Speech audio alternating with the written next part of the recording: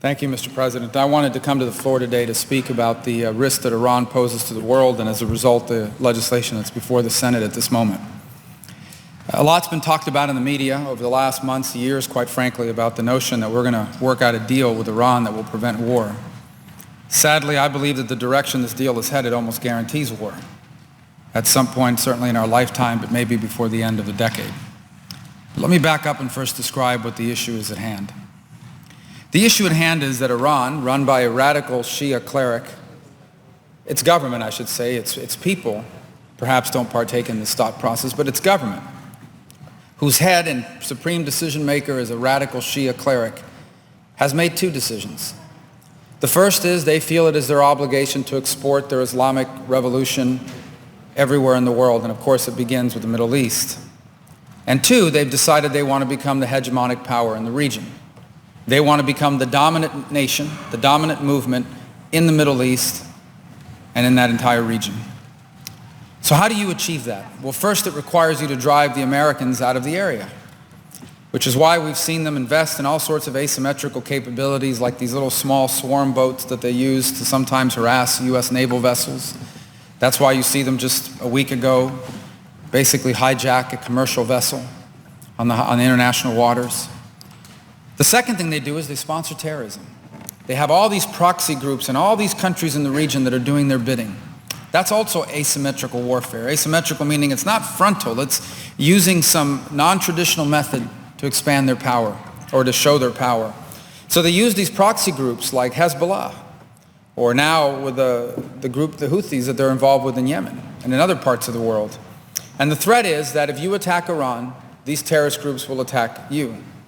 And in fact, we have seen the hand of the Iranian government in terrorist attacks. For example, we saw an attempt to assassinate the ambassador of Saudi Arabia here in Washington, D.C. We know that in 1994 there was a bombing in Buenos Aires that was linked to Iran. So they sponsor terrorism.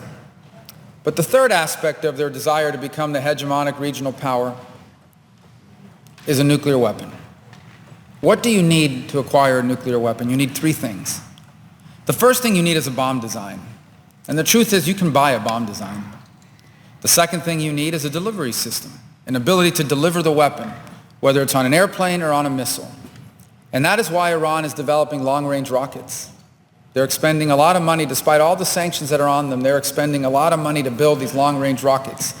That isn't for some sort of fancy fireworks show. It isn't to put a man on the moon. They're building these long-range rockets because they understand that is the second critical component of a nuclear weapons program. And the third thing is you have to be able to get your hands on enriched uranium or reprocessed plutonium. And no one in the world is going to import to them weapons-grade uranium or plutonium. So they've decided to build the infrastructure to do it themselves. And they do it the way North Korea did it. They do it the way other nations have done it when they try to hide their program. They do it by claiming that they have a peaceful nuclear program that they're trying to build. In essence, their argument is, we don't want to build a weapon. We're just trying to build nuclear reactors so we can provide electricity. It makes no sense for two reasons. The first is this is an oil-rich country.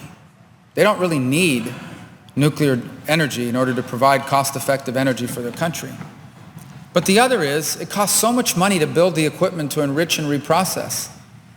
They could just buy it already reprocessed or enriched and ship it. Bring it into the country the way South Korea does, the way other nations do.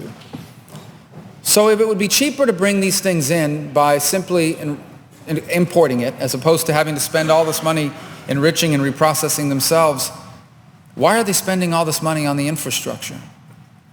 And the answer is because at some point in the future they know they're going to want a nuclear weapon. Now, perhaps they haven't made the decision they need it today or next week or next year.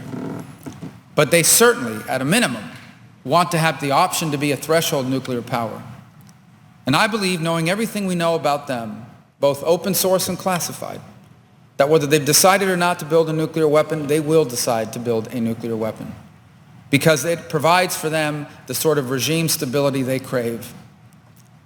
The radical Shia cleric that heads that country, he looks at North Korea and he looks at Libya. And he says, Libya is what happens when you don't have a nuclear capability.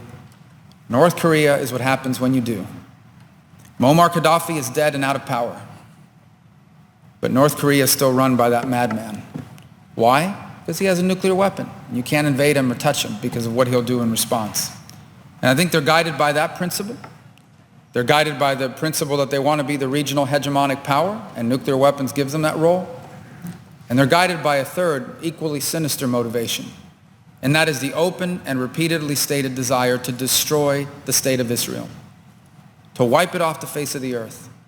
They haven't said this once in passing. The supreme leader of Iran has said this on hundreds of occasions.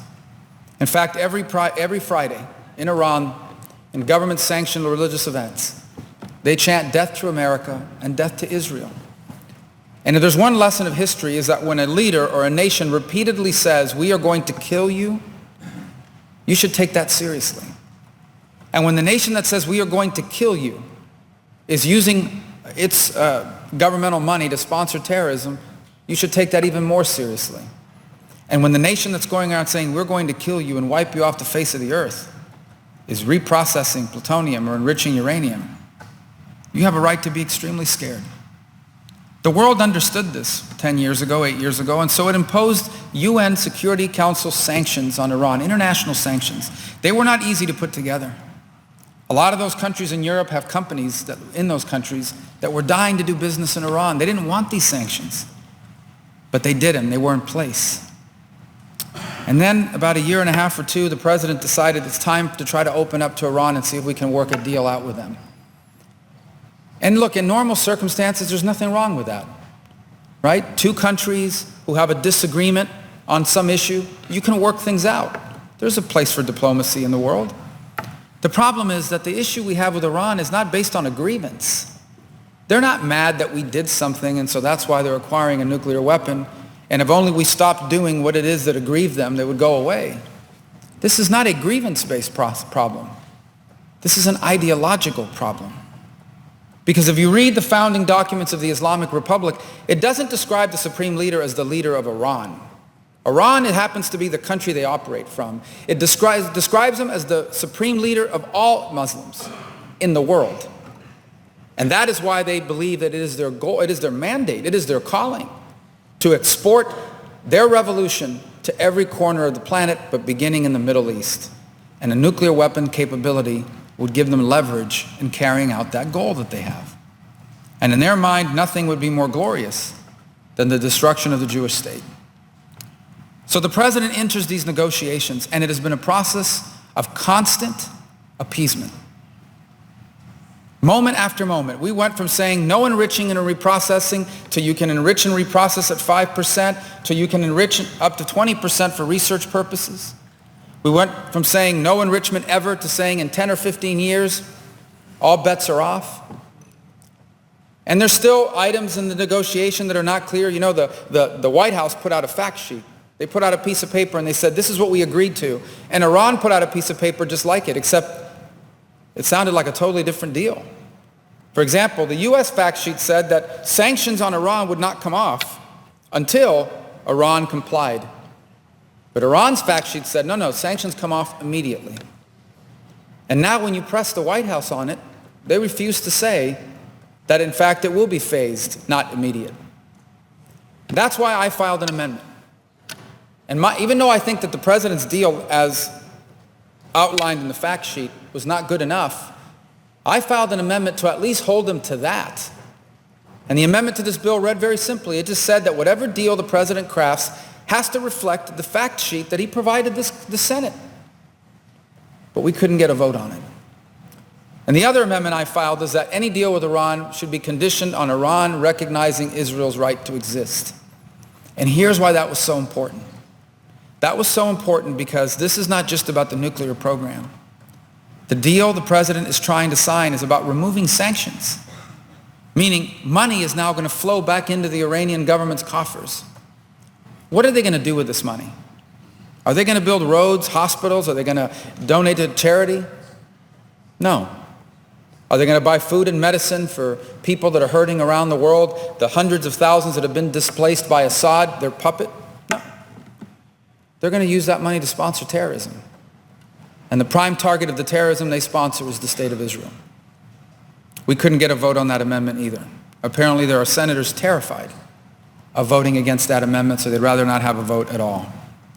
And so I am deeply disappointed by the direction this debate has taken, because I felt and I understand that this deal was carefully crafted. I'm on the committee that passed it. But I also understand that every member of the Senate has a right to be heard on this debate. And unfortunately, only a couple of amendments were allowed to be voted on, and no one else had an opportunity to get their amendments voted on. Amendments that I thought would have made this bill much more meaningful. But now we've reached this point where the majority leader has filed cloture on the bill because it's time to move on to these other issues, and I respect that. And we have to make a decision. And the decision is not whether we're going to pass the bill we want or nothing at all. The decision is, are we better off as a country with this bill or with no bill? If we don't pass a bill, the Senate can still weigh in on the Iranian deal, but the Iranian deal kicks in immediately.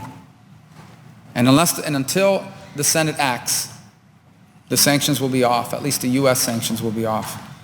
There's also no guarantee that the White House will even show us the agreement if we don't pass a bill. If we pass a bill, it delays the sanctions being lifted for a period of time. It requires the White House to submit the deal to us so we can review it. And ultimately, it calls for a vote, up or down, on approving the deal or not. It actually requires that that vote will have to happen. And there can't be any procedural process to impede it for the most part. So at the end of the day, while this bill does not contain the amendments, we didn't even get a vote on the amendments that we wanted. It doesn't contain the different aspects that I thought it would do to make it stronger. If left with the choice that we have now, I don't think there's any doubt that we're in a better position if this bill passes.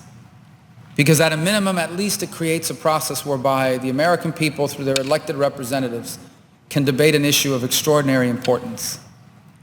If I'm troubled by anything, is that while this issue gets a lot of coverage, I'm not sure the coverage accurately reflects what a critical moment this is. I said at the outset that I think a bad deal almost guarantees war, and here's why. Because the state of Israel, such an important ally to the United States, they're not thousands of miles away from Iran. Put yourself in their position for a moment. The small country with a small population, 9 miles wide at its narrowest point, with a neighbor to the north that openly and repeatedly says it wants to destroy you and is on the verge of acquiring a nuclear capability. And Israel feels like their very existence is being threatened. And faced with that, Israel may very well take military action on their own to protect themselves. I think a bad deal exponentially increases the likelihood of that happening. I also think you look at the other nations of the region, because Iran is a Shia country, a Shia Persian country, but its Sunni Arab neighbors aren't big fans of the Shia branch of Islam. So for example, Saudi Arabia, an incredibly wealthy country, they have already said whatever Iran gets, we're going to get. If Iran gets the right to enrich and reprocess, we will enrich and reprocess. If Iran builds a weapon, we will build a weapon. And so it creates the very real specter that we're going to have an arms race, a nuclear arms race in the Middle East. You're talking about a region of the world that has been unstable for 3,800 years. Senator's time has expired. I ask unanimous consent for 30 seconds that I may conclude. Is there objection? Without objection. You talk about a region of the world that could have a nuclear arms race, one of the most unstable regions on the planet. And so I hope we're going to get a good deal. I'm not hopeful that we will, but I think we're better off if we have this process in place. And so I hope this bill passes here today so that at least we'll have a chance to weigh in on an issue of critical importance. I yield the floor.